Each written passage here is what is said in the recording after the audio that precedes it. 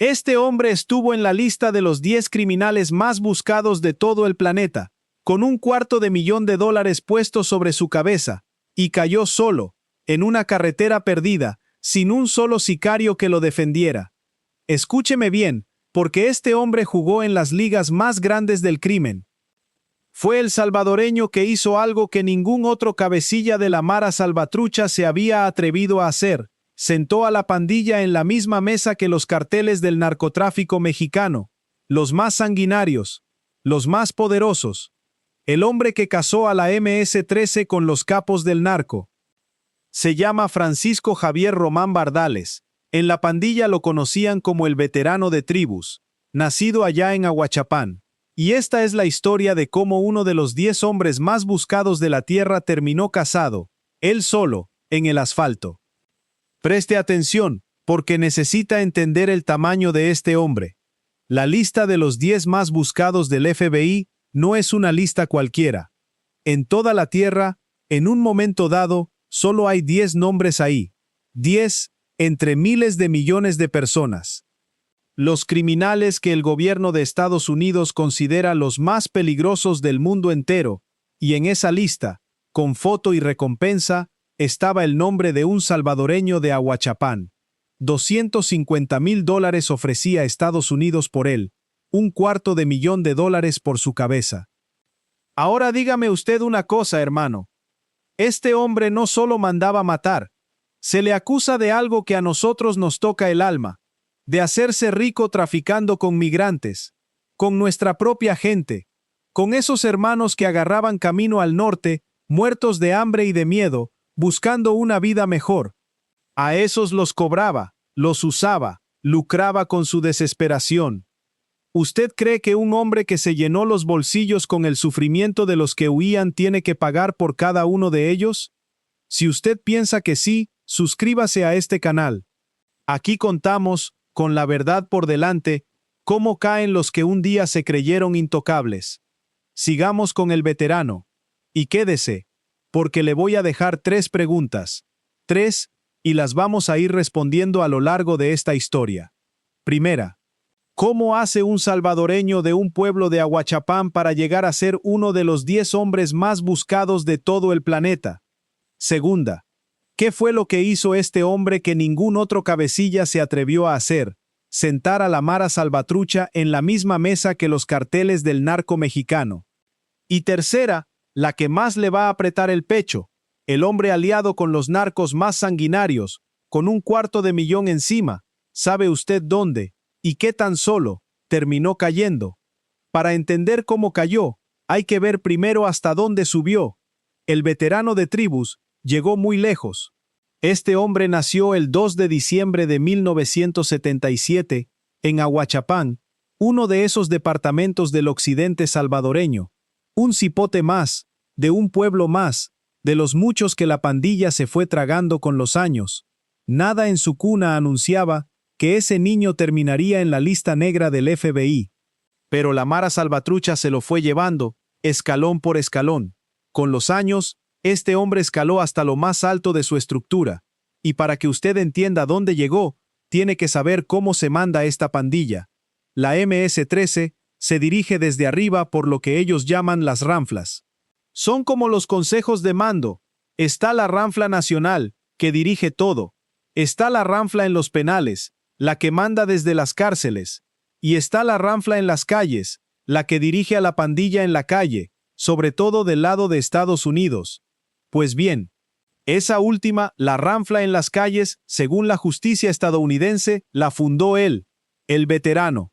Y para que usted no pierda de vista de qué pandilla hablamos, recuerde lo que fue la Mara Salvatrucha en nuestras colonias. Años en que una familia no podía cruzar de un barrio a otro sin permiso.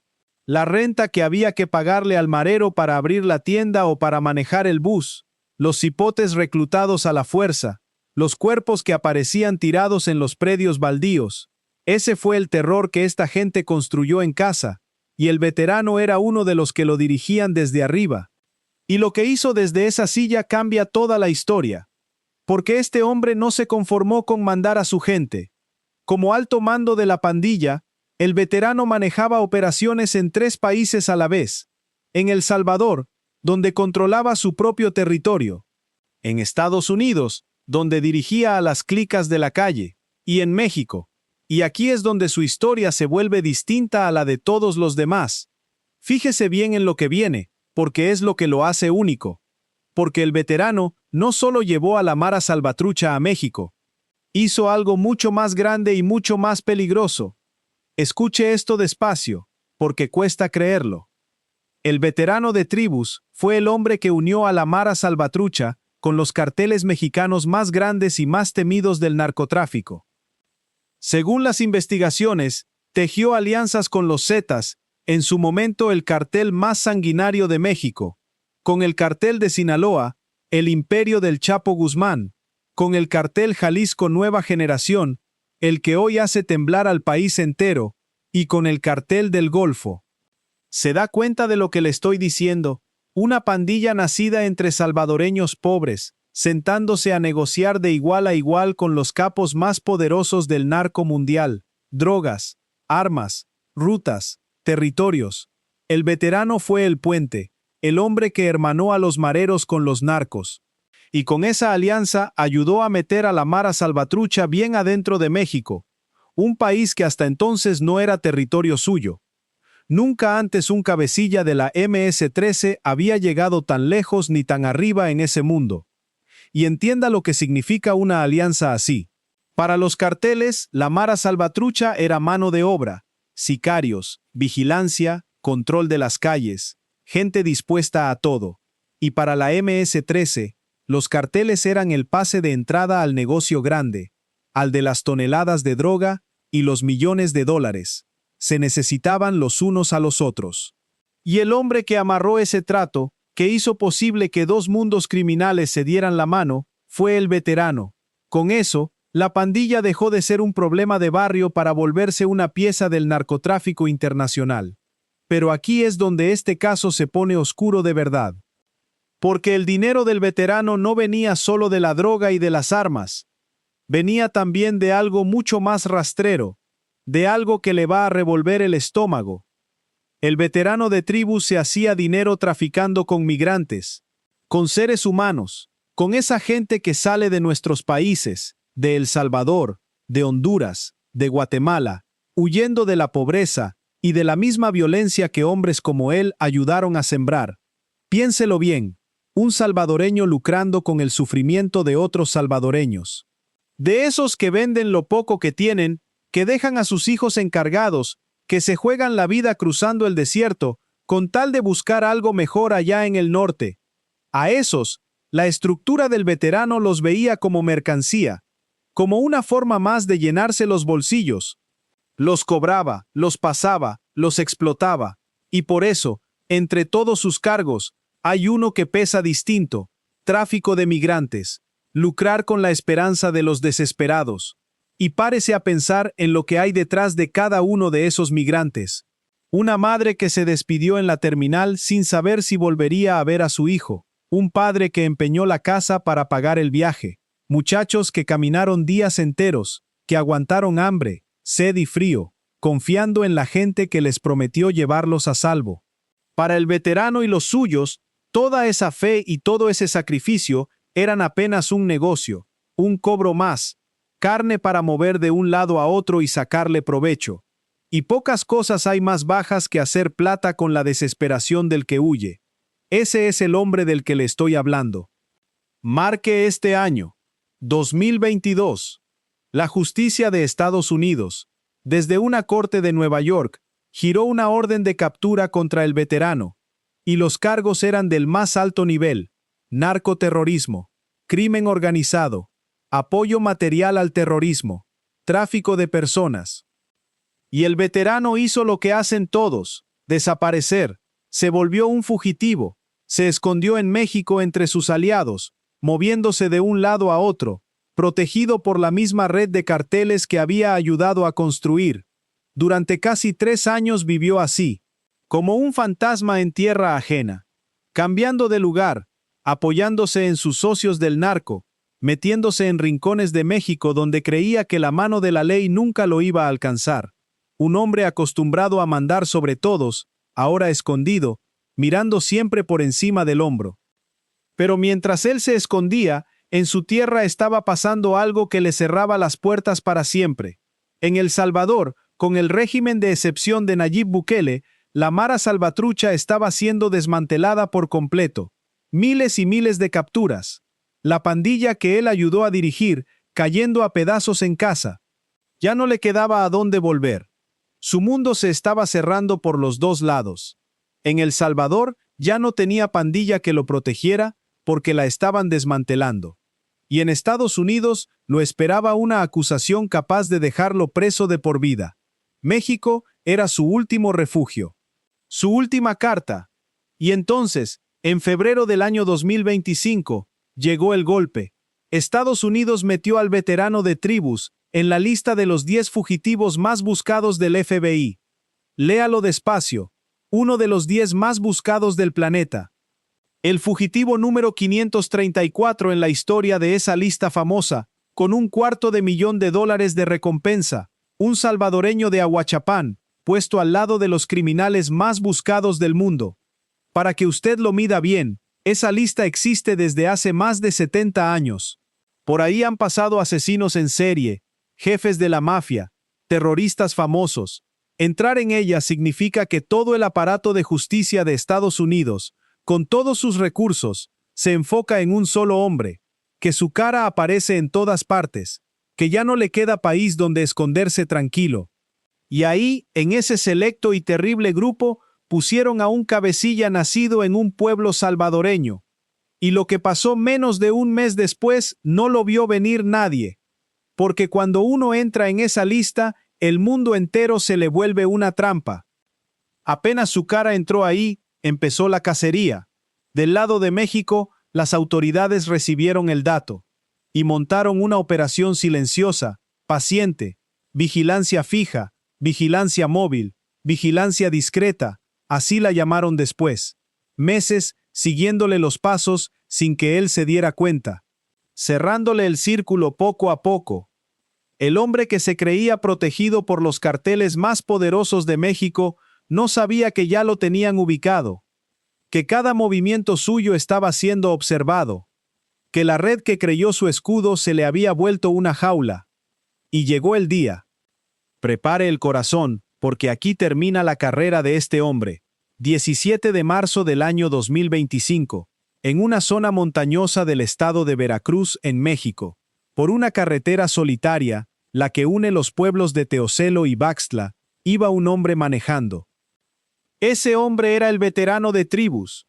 Ahí, en pleno camino, lo estaban esperando.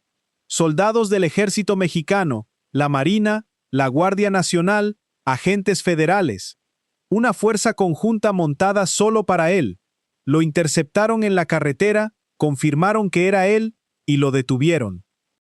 No hubo tiroteo ni huida de película. En medio de la montaña, lejos de todo, el hombre más buscado fue simplemente rodeado y bajado del vehículo.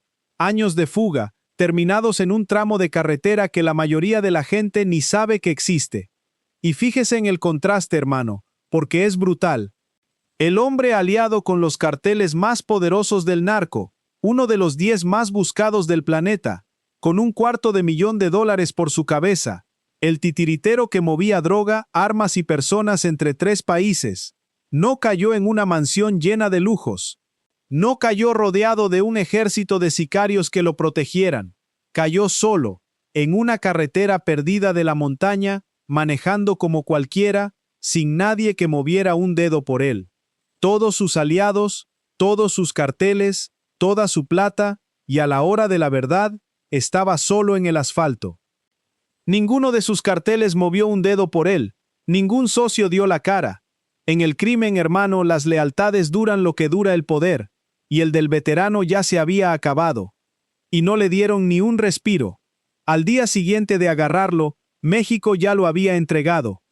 Lo extraditaron a Estados Unidos, a una corte de Nueva York, para que respondiera por todo, por el narcoterrorismo, por los carteles, por los migrantes. Un solo día. Eso duró la distancia entre la carretera de Veracruz y una celda estadounidense. El hombre que se pasó años escondiéndose del mundo, entregado en 24 horas. Lo llevaron ante una corte del estado de Nueva York, en un lugar llamado Central Islip, y ahí empezaron a leerle el tamaño de lo que le espera. Si lo hallan culpable de todo, este hombre puede pasar el resto de su vida en una prisión estadounidense. Algunos de esos cargos, allá, se pagan incluso con la pena máxima. El veterano, que se creyó dueño del mundo, hoy espera sentado a que otro país decida cuántos años le quedan. Y déjeme cerrarle esto con algo que da que pensar. El veterano de tribus se creyó más grande que todos. Se sentó con los carteles, se rodeó de los criminales más poderosos y pensó que esas alianzas lo hacían intocable. Creyó que, con semejantes socios, nadie se atrevería a tocarlo jamás. Pero mire cómo terminó, solo, en una carretera cualquiera, sin sus socios, sin su plata, sin su poder. Agarrado como se agarra a cualquier prófugo y mandado a responder al otro lado de la frontera. Y hay algo más, hermanos, que no podemos dejar pasar. Este hombre se hizo rico con el dolor de nuestra propia gente. Con los migrantes que huían buscando vida, les sacó dinero, los usó, los traficó. Jugó con la esperanza de los más pobres. Por eso su caída tiene un sabor distinto. Porque así es esto. Un hombre puede aliarse con los más fuertes, llenarse los bolsillos con el sufrimiento ajeno, y creerse por encima de todos durante años. Pero hay una cuenta que siempre llega. Y a esa cuenta no le importa con qué carteles se juntó, ni cuánto dinero amontonó. Esa cuenta lo encuentra donde menos lo espera, en una carretera solitaria, una mañana cualquiera, cuando ya se creía a salvo. El que se engorda con la sangre y el llanto de los inocentes, tarde o temprano, lo paga todo. En esta vida, o en la que sigue. Si esta historia le tocó algo por dentro, hágame un favor. Suscríbase a este canal y active la campanita para no perderse la historia del próximo cabecilla que cae. Y comparta este video por WhatsApp con su familia, con sus hermanos que están en el norte o con los que piensan agarrar camino, para que sepan la clase de gente que lucra con los que se van y cómo terminan al final los que se creyeron intocables. Y déjeme una cosa escrita en los comentarios. Dígame usted con la mano en el pecho, ¿cree que existe un castigo en esta vida o en la otra para los que se hacen ricos con el sufrimiento de los más pobres? Piénselo bien, sin prisa, y respóndame ahí abajo.